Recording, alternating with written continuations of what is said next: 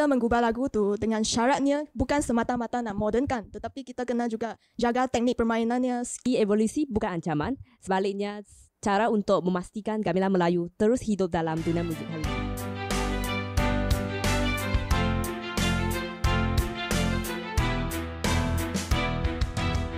Hai, saya Koi. Hai, saya Zingyun. Hello, saya Beiying. Selamat datang ke channel The Secret of Gamelan Melayu. Dalam episod ini, kami akan membincangkan tentang gamelan Melayu contemporary yang akan membantu peningkatan minat terhadap generasi muda kita. Jadi, Zingyun, dengar-dengar kamu pernah mengubah suai lagu gamelan Melayu dalam konteks contemporary. Jadi, boleh tak kamu ceritakan sedikit tentang bagaimana proses pengubahan lagu tersebut? Boleh. Sebenarnya untuk lagu Inang Cina ini, apa yang saya buat? Pertama sekali saya ubah sesuai dia punya tempo. Sebab versi asal tu kan dia rasa lebih agak perlahan. Jadi mungkin audiens yang dengar tu dia mungkin mudah tertidur. Jadi kumpulan kami fikir nak bagi dia lebih segar sikit atau rasa ringan dan hidup. Dalam istilah muzik kita boleh cakap nak bagi dia ke arah lebih allegro. Maksudnya tempo yang lebih cepat dan ceria. Lepas tu saya nak bagi orang bila dengar tu bukan sekadar lagu tradisional biasa je ni, tapi ada elemen yang buat terkejut sikit. Macam menarik juga versi ni. Dan ada rasa wow tu. Lepas tu kalau kita dengar terdapat ada solo oboe yang kita telah tambah kat intro. Sebab bunyi oboe tu lembut tapi ada karakter dia sendiri. Jadi masa mula-mula masuk tu dia boleh tarik perhatian para pendengar tu. Jadi dari segi melodi kami tak nak bagi lagu ni terlalu berulang atau kita cakap monotonous. Jadi kami buat beberapa variation. Contoh masa lagu tu asal tu macam ni. Tan tan tan tan tan tan tan tan tan tan tan tan. Tapi kita ubah jadi tan ta ta ta ta tan ta tan tan tan ta ta ta ta ta tan. Tujuan ni supaya lagu untuk perjalanan yang lebih menarik, tak bosan dan orang rasa nak dengar sampai habis. Merancakkan lagu tu. Ya, betul. Secara keseluruhannya saya cuba kekalkan jiwa Inang tu tapi dengan nafas yang baru. Lebih ceria, lebih bertenaga dan sesuai untuk audiens sekarang.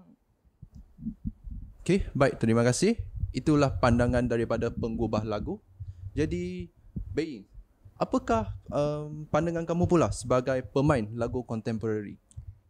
Semasa saya memainkan lagu Inang Cina, saya berasa sangat teruja dan bersemangat.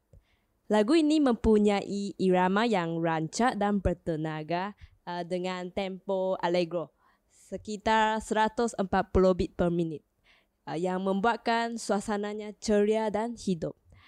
Tempo yang pantas ini memberi cabaran kepada saya untuk memastikan setiap not dimainkan dengan tepat. Terutamanya pada bahagian yang berulang seperti melodi motif utama. Dari segi struktur, lagu ini mempunyai bentuk yang jelas iaitu terdiri daripada bahagian A, B dan C dengan arahan ulangan yang menjadikan keseluruhan lagu lebih dinamik. Saya dapat merasakan kesinambungan antara setiap bahagian, seolah-olah ini bercerita tentang suasana perayaan masyarakat Cina yang penuh dengan keriangan. Melodinya juga mudah untuk saya ingat, beralun lembut tetapi tetap mempunyai tenaga yang tersendiri. Apabila saya memainkan, saya dapat membayangkan tarian Inang yang anggun dengan pergerakan yang berayun mengikut rentak muzik. Secara keseluruhannya, memainkan lagu Inang Cina membuat saya berasa bangga dengan kepelbagaian budaya muzik di Malaysia. Ini juga mengingatkan saya bahawa setiap kaum mempunyai keindahan irama tersendiri dan apabila dimainkan bersama, ia melambangkan keharmonian dan perpaduan dalam kepelbagaian. Baik, setelah saya mendengar daripada penggubah dan juga pemain. Memang saya teruja sangat nak tengok persembahan Inang Cina daripada kumpulan kamu ini. Boleh juga, boleh sertakan kat sini. Okay, video. Okay. Okay. Baik. Jadi soalan saya yang seterusnya iaitu dari aspek struktur muzik, iaitu melodi dan juga tempo. Ada tak aspek lain yang boleh dimasukkan untuk lagu kontemporari gamelan Melayu? Bagi saya ada. Kita boleh mengubah lagu dari segi aspek meter yang berlainan juga. Antara contoh berdasarkan temu bual dengan Encik Asman, beliau juga cadangkan adalah seperti terdapat seperti meter yang lain seperti 3, 4, 6, 8, pom cha cha macam tu. Jadi dalam konteks contemporary, lagu yang digubal tiada batasan terhadap meter. Kita boleh ubah sesuai mengikut kreativiti kita dan kemampuan pemain. Okey. Itu saja. Apa pandangan Being pula? Okey, pada pandangan saya rasa dinamik pun merupakan satu elemen yang penting dalam penggubalan lagu kontemporari. Disebabkan dinamik penting untuk membantu penyampaian perasaan sesebuah lagu kepada penonton dan pendengar. Baik, terima kasih. Memang saya faham. Kalau dari segi alat muzik pula, boleh tak kita nak masukkan alat-alat muzik moden dalam gubahan lagu kontemporari ini? Seperti mungkin boleh letak keyboard, violin ke, gitar dan sebagainya. Boleh je nak masukkan. Cuma kita kena tengok risikonya. Sebab kalau alat muzik berpitch ni, dia seperti keyboard dan gitar, dia mungkin akan berlaku technical problem. Seperti pitch tak sama dengan alat muzik gamelan Melayu.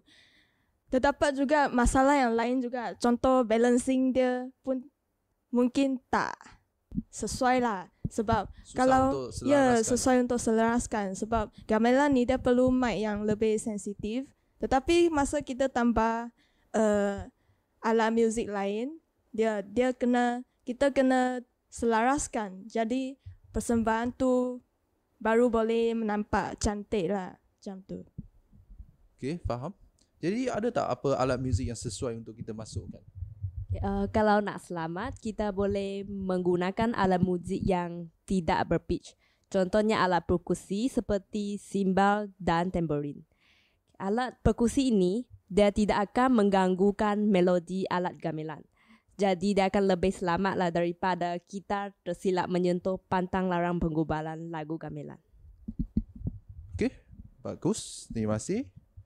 Jadi, seperti apa yang kita tahu, Encik Asman ini, dia banyak menjadi juri pertandingan gamelan pada peringkat kebangsaan. Jadi, adakah kamu tahu apakah rahsia yang beliau kongsikan untuk kita selalu menang pertandingan? Selalunya peserta pertandingan ini dia akan memainkan dua buah lagu, iaitu lagu tradisional dan lagu contemporary. So untuk lagu tradisional, kita perlu mengekalkan struktur asal lagu tersebut. Manakala lagu contemporary, kita boleh mengubah sesuai ikut kreativiti masing-masing. Oh, macam tu. Jadi ada tak lagu yang kalau kita masuk pertandingan lagu itu mesti boleh menang? Ada tak lagu macam tu? Tak ada lagu macam tu. Pemilihan lagu ni boleh dibuat berdasarkan kemampuan murid. Yang paling penting elemen seperti tempo dan teknik permainan tu kita perlu jaga dengan baik. Dan yang paling penting kerjasama antara murid. Kita kena jalan example tu secara serentak baru kita nampak example tu berkesan, dia cantik macam tu. Maksudnya buat apa-apa pun kerjasama tu paling penting. Ya, betul. Baik. Jadi akhir sekali lah saya ada satu soalan yang sangat penting. Sebab sebagai penggubah lagu kontemporari dalam gamelan Melayu, adakah mengubah suai lagu itu akan merosakkan identiti gamelan Melayu tersebut? Bagi saya tidak, sebab kita mengubah lagu tu dengan syaratnya bukan semata-mata nak modernkan, tetapi kita kena juga jaga teknik permainannya, skill pentatonik tu kita juga kena kekalkan supaya dia membawa image gamelan Melayu. Dan juga adabnya kita juga perlu jaga seperti pemakaian, macam mana cara duduk dan sebagainya. Kesopanan itu. Ya, betul, untuk mengekalkan adab dalam lah. dalam gamelan Melayu. Okay. Apa pula pandangan Beiying?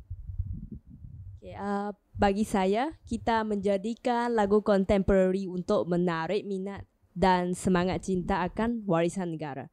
So, jadi evolusi bukan ancaman, sebaliknya cara untuk memastikan gamelan Melayu terus hidup dalam dunia muzik hari ini.